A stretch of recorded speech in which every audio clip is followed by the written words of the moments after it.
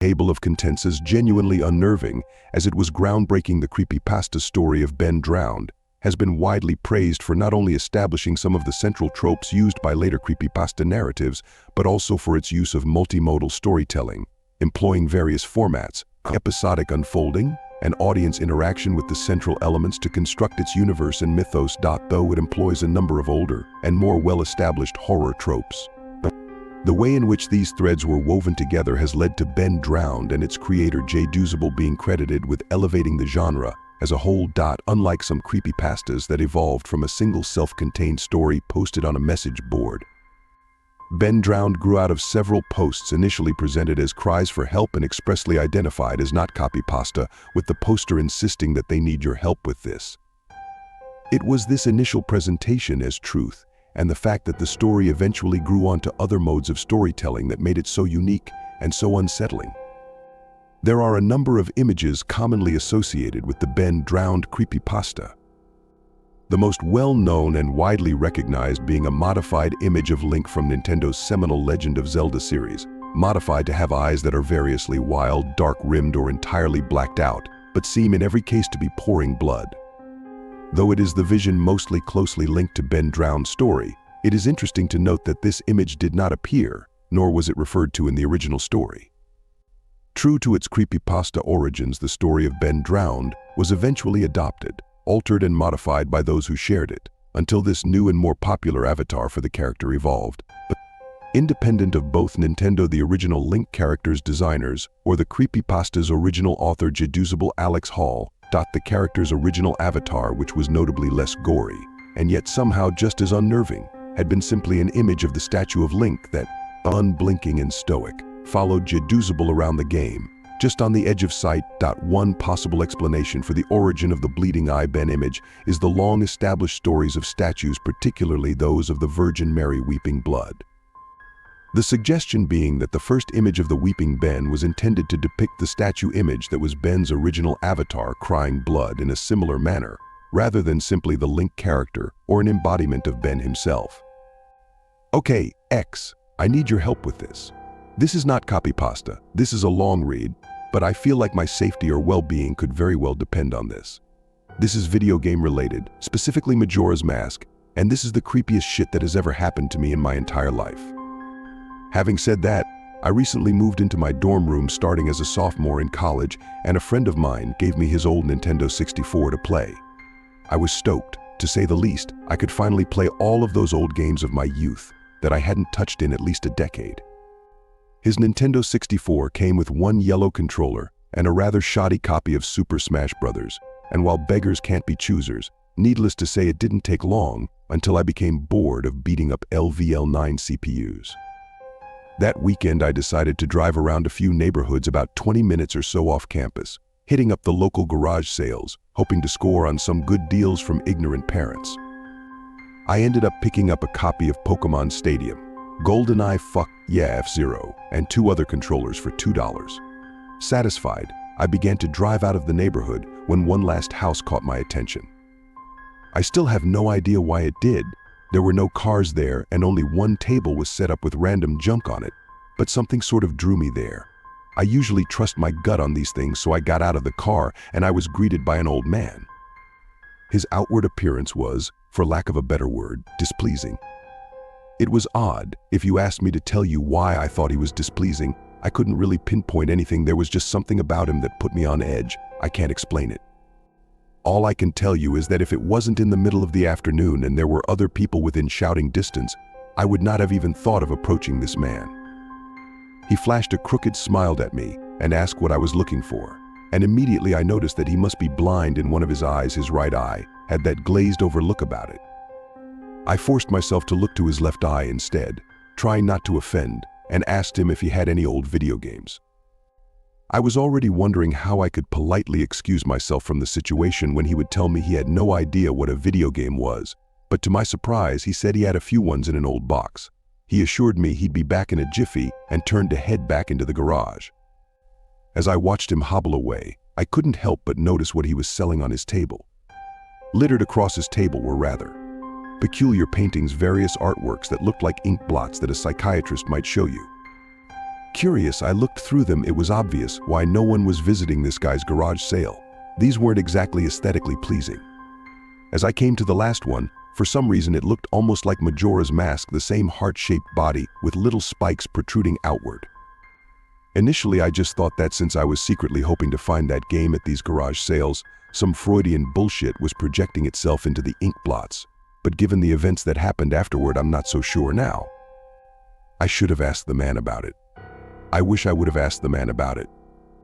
After staring at the Majora-shaped blot, I looked up and the old man was suddenly there again, arm's length in front of me, smiling at me. I'll admit I jumped out of reflex and I laughed nervously as he handed me a Nintendo 64 cartridge.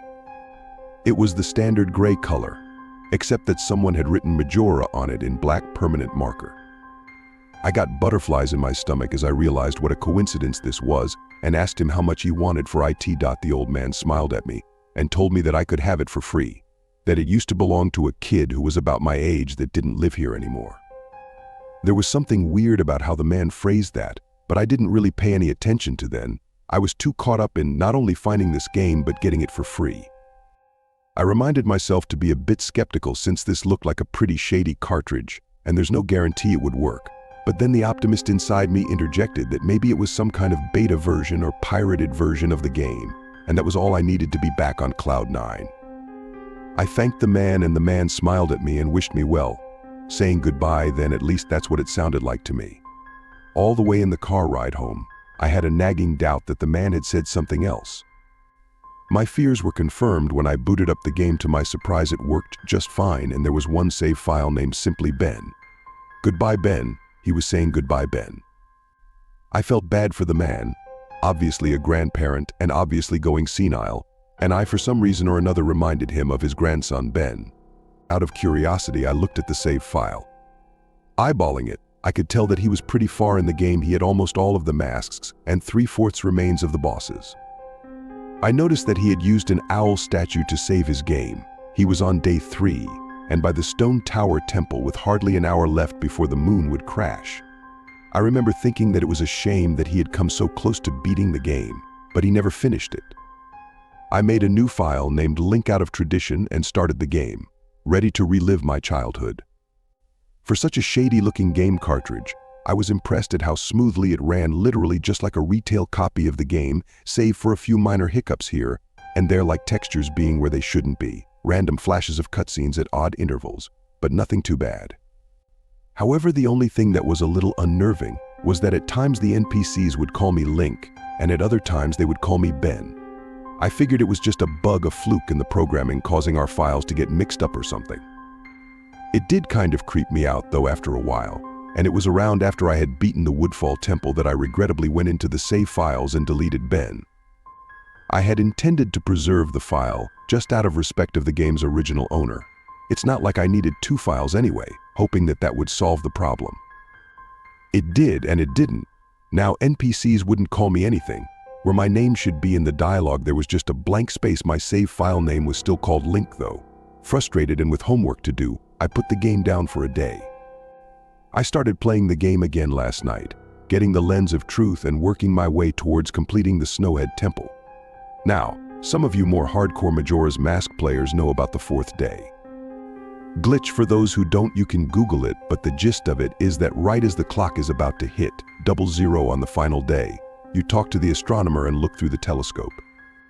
If you time it right, the countdown disappears and you essentially have another day to finish whatever you were doing. Deciding to do the glitch to try and finish the Snowhead Temple, I happened to get it right on the first try and the time counter at the bottom disappeared. However, when I pressed B to exit the telescope, instead of being greeted by the astronomer, I found myself in the Majora boss fight room at the end of the game, the trippy boxed-in arena, staring at Skull Kid hovering above me.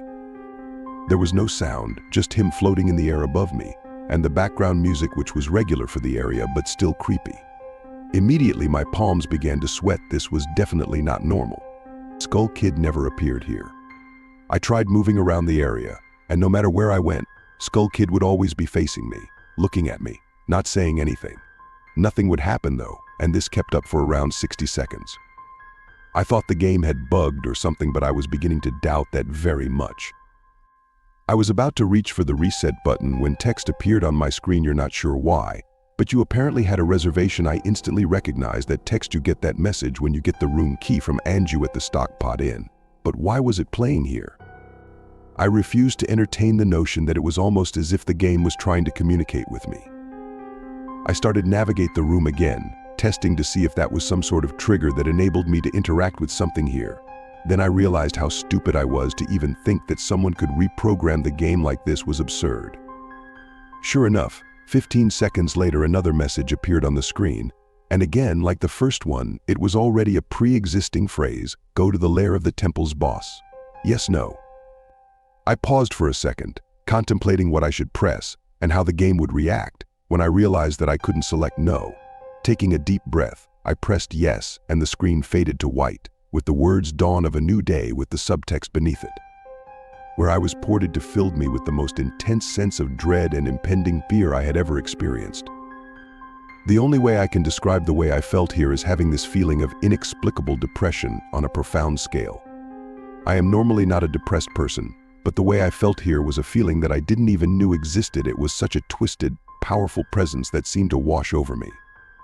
I appeared in some kind of weird Twilight Zone version of Clock Town. I walked out of the clock tower as you normally do when you start from day one, only to find that all of the inhabitants were gone. Usually with the fourth day glitch you can still find the guards and the dog that runs around outside the tower. This time they were all gone.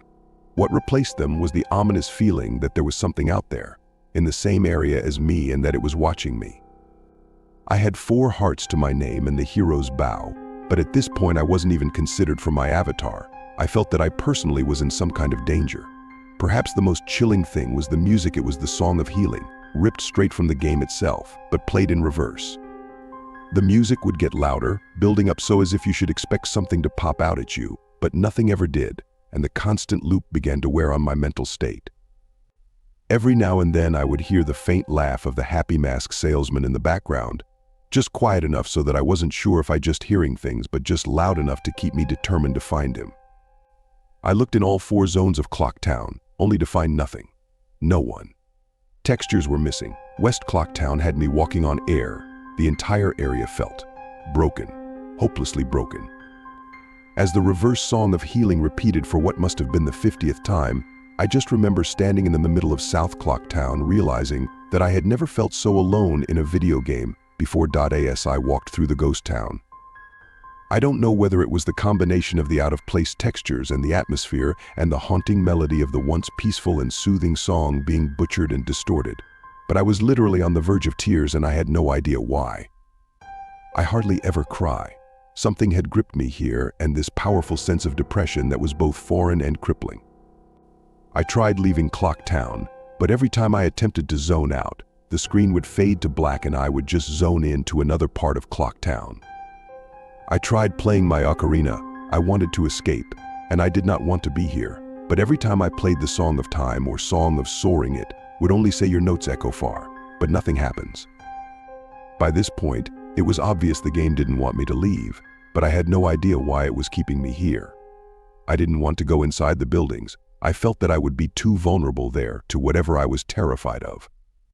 I don't know why, but I came up with the idea that maybe if I drowned myself at the laundry pool, I could spawn somewhere else and leave this place. As I zoned in and ran towards the pool, that's when it happened.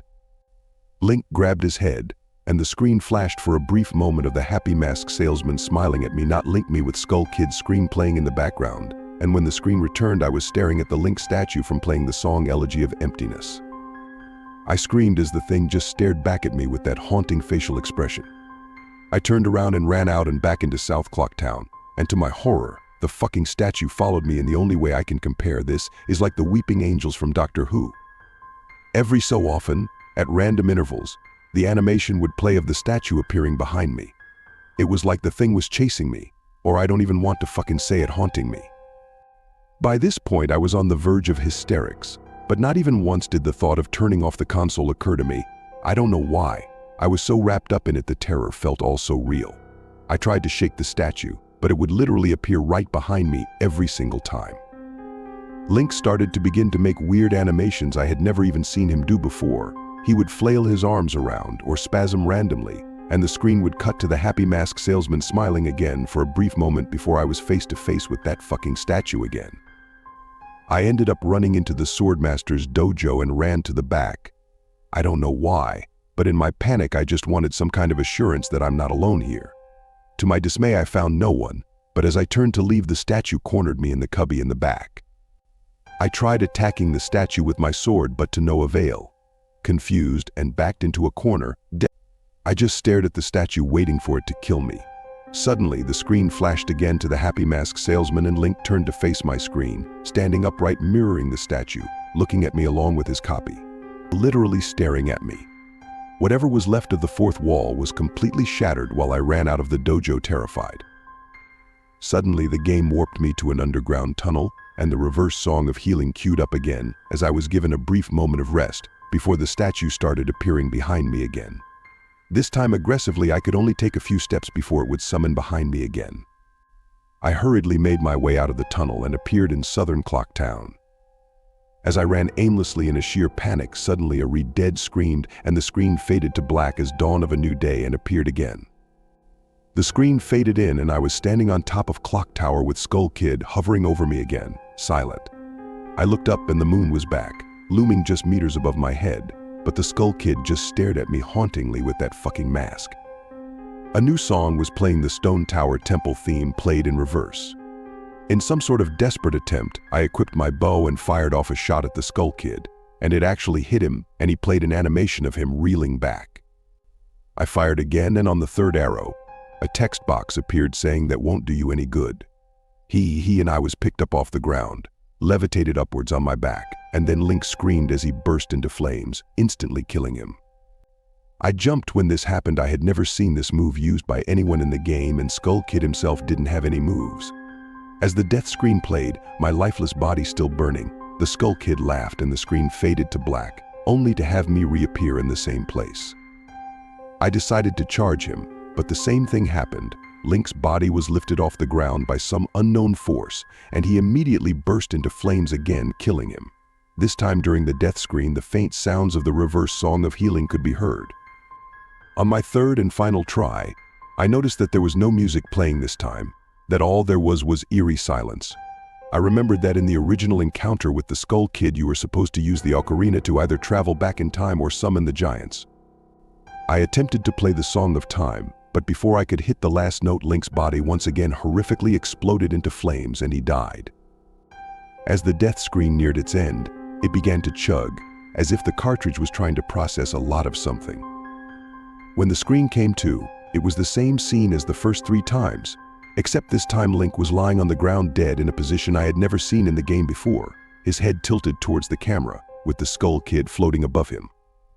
I couldn't move. I couldn't press any buttons. All I could do was just stare at Link's dead body. After around 30 seconds of this, the game simply fades out with the message, "You've met with a terrible fate, haven't you?" before kicking you out to the title screen. Upon getting back to the title screen and starting again, I noticed my save file was no longer there. Instead of Link, it was replaced with Your Turn. Your Turn had 3 hearts, 0 masks, and no items. I selected Your Turn, and immediately when I did, I was returned to the Clock Tower rooftop scene of my Link dead and the Skull Kid hovering over, with the Skull Kid's laughing looping again and again. I quickly hit the reset button, and when the game booted up again, there was one more save file added, below Your Turn, entitled Ben.